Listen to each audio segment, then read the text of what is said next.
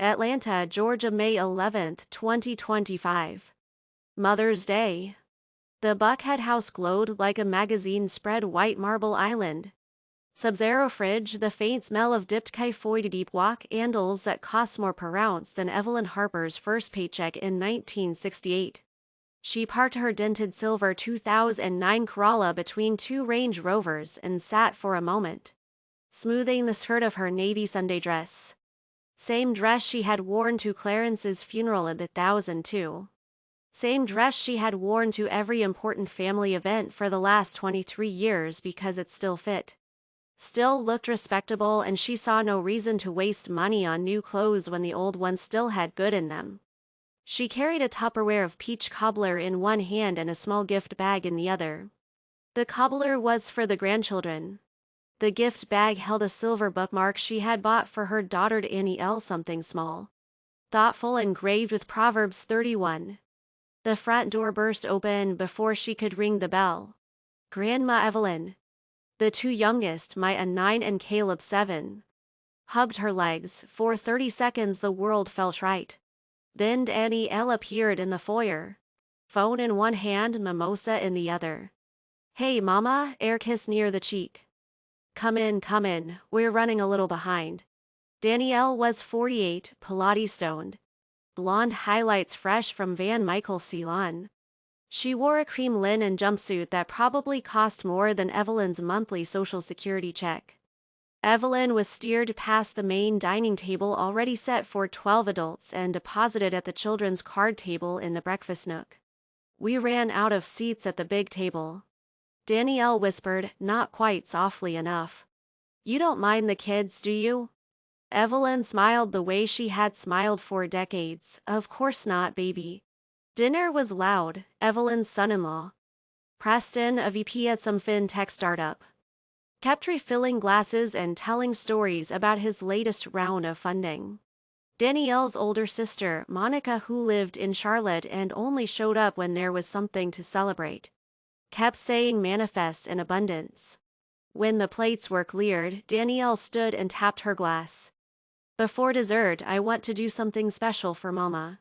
She produced a large cream envelope with a satin ribbon. Inside was a card the grandchildren had decorated with markers. "Read it out loud, Mama, so everyone can hear." Evelyn's hands shook just a little as she opened it. The front had a watercolor of roses. She began. "Roses are red. Violets are blue. We love that you're independent, even though you're basically broke and on Social Security too." The room exploded in laughter. Phones came out. Someone yelled, "Record it." Evelyn felt the words land like slaps. She looked up. Danielle was doubled over, tears of mirth in her eyes. "It's just a joke, Mama. Lighten up." Preston raised his glass to Evelyn, still kicking on a fixed income. More laughter. Monica chimed in, "And girl, you need to get on OnlyFans or something. Senior content is trending." Evelyn stood slowly. The children's table wobbled. She set the card down like it was something dirty. "I think I'll head on home now." Danielle waved a dismissive hand. "Mama, don't be dramatic. It's Mother's Day." Evelyn walked out without another word. The Tupperware of untouched cobbler stayed on the counter. In the Corolla, she sat for a long time. Then she drove not to her modest ranch house in College Park, but downtown to the SunTrust Tower on Peachtree. The lobby was closed, but she had a key to the vault level, hadn't used it in 15 years. She took the elevator alone. The night guard recognized her, nodded, let her through. Safety deposit box for 112. Inside lay a manila folder she hadn't touched since Clarence died. She opened it under the harsh fluorescent light. 400 original Coca-Cola Company stock certificates, issued between 1952 and 1978. Clarence Harper, route driver, had taken stock instead of bonuses, stock instead of raises, stock instead of vacations. He had believed in the company the way some people believe in church. Evelyn stared at the faded ink until the numbers blurred. She whispered, "That's enough. Monday, May 12th, 8:03 am." First stop the main branch of Truist on Peachtree. She wore the navy dress again, respectability armor and her mother's pearls. The private banking manager, Jonathan Park, almost dropped his coffee when she slid the certificates across the mahogany desk. Mrs. Harper, these are pre-split shares. Do you understand what this means? I understand. I never sold a single one. Tell me the number. He typed, swallowed, turned the monitor. $11,427,318.40 as of Friday's close. Evelyn didn't blink. Liquidate everything today. Wire it to my personal checking account. Jonathan tried every gentle objection in the banker handbook. She waited until he finished, then repeated, today. By 2:17 p.m. the money was hers. Second stop, Andre Miller, Esquire. Miller and Associates, Auburn Avenue. Andre had been Clarence's fraternity brother at Morehouse. He stood when Evelyn entered. Hugged her the way men hug women they've known since childhood. Ev, what's wrong? She told him everything, the card, the laughter, the kids' table. When she finished, Andre's eyes were wet. What do you want to do? New will, revocable trust. Everything, every dime goes to a scholarship endowment for first-generation Black college students at Spelman and Morehouse. I want it announced at Founders Week Gala. Live on stage, cameras rolling. My name and Clarence's name on it forever. Andre exhaled. That's $11 million, Ev. $11,427,318.40. I checked. He tried once, gently, to talk her out of it. She simply looked at him until he picked up the phone to schedule the notary. Tuesday, May 13, Thursday, June 5th. Evelyn moved quietly. She closed every joint account Danielle had access to. She canceled the $800 monthly grocery money automatic transfer she had been sending for 8 years. She hired a financial advisor who specialized in sudden wealth. She bought herself a new wardrobe, nothing flashy. Just well-made classics in jewel tones that made her look like the queen she had always been. She did not answer a single call or text from Danielle, Preston, or Monica. The invitation arrived on heavy cream stock with gold foil. Spelman College in Morehouse College. Request the honor of your presence. At the announcement of the Clarence and Evelyn Harper Forever Scholarship. Founders Week Gala, June 13, 2025. Georgia World Congress Center. Danielle thought it was a polite thank you for a small past donation. She served it for 8 her family plus Preston's parents. She even posted on Instagram. Honor to celebrate Bucku excellence tonight. Giving back feels amazing. Harper Legacy. June 13, 2025, 7 p.m. The ballroom shimmered, crystal chandeliers. White orchids, string quartet playing Coltrane arrangements. Atlanta's Black elite filled the tables, judges, CEOs, pastors, celebrities. Danielle's family sat at table 24 near the back. She wore a gold gown that had taken 3 alterations. Preston kept checking his Rolex.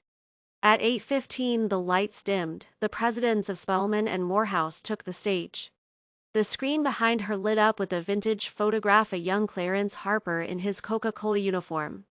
Arm around a radiant 20-smiting Evelyn. Gas rippled out. Danielle's champagne glass froze halfway to her lips. Dr. Davida Thomas of Morehouse continued, voice boom. This $11,427,000 gift comes from a woman most of Atlanta has never heard of until tonight. The spotlight found Evelyn Harper walking down the center aisle.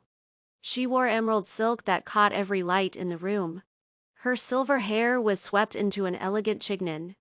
Diamonds, her mother's, finally out of the vault, flashed at her ears and throat.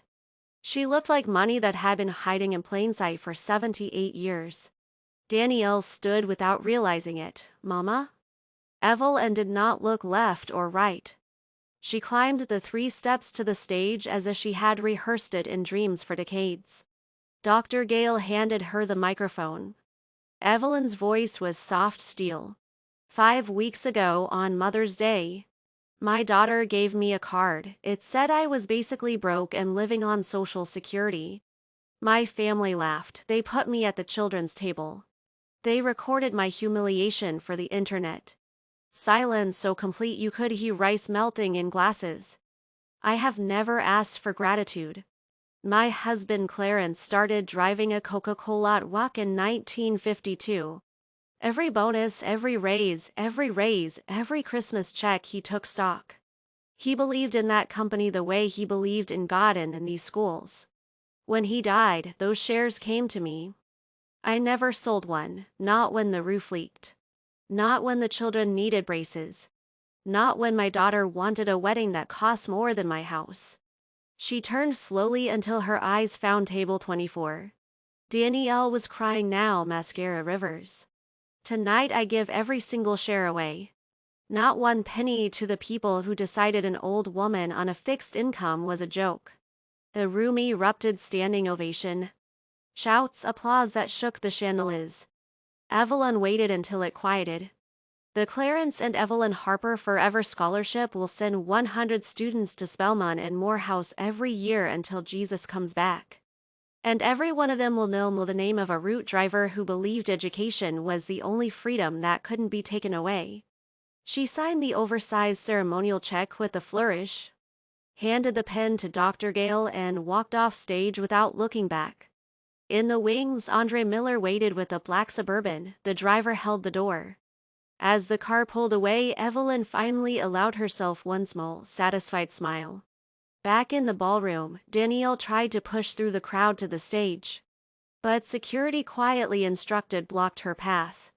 Preston stood frozen, staring at the screen where the final now still glowed $11,427,318.40.